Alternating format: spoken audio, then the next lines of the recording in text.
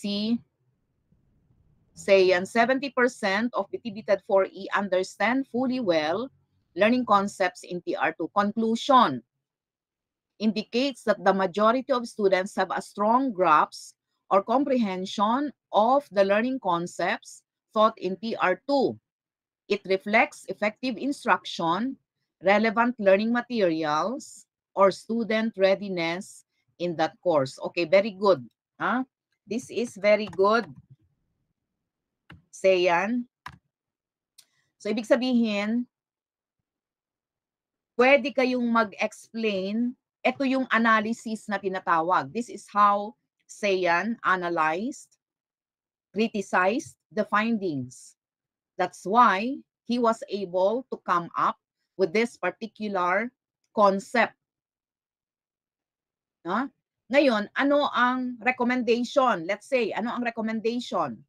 Recommendation is here from Sayan.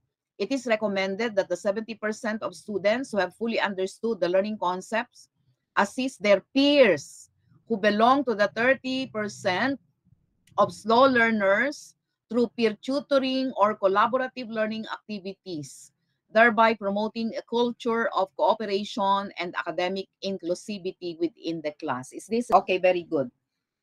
This is really very, very good. Very, very good.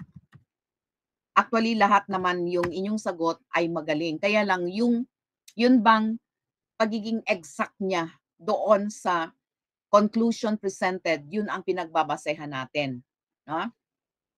Ulitin ko, yung recommendation, palaging ang reference ninyo ay yung ginawa ninyong conclusion para hindi kayo napapalayo. At yung conclusion, para hindi naman kayo napapalayo sa kung ano-ano lang na pwedeng ilagay, ang reference ninyo ay yung findings. Ang reference ay yung findings. Ganon siya. So, interconnected ba? Naintindihan? Okay, gusto ko yung I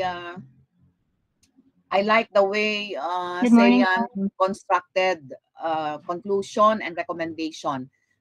Gawin yung sample.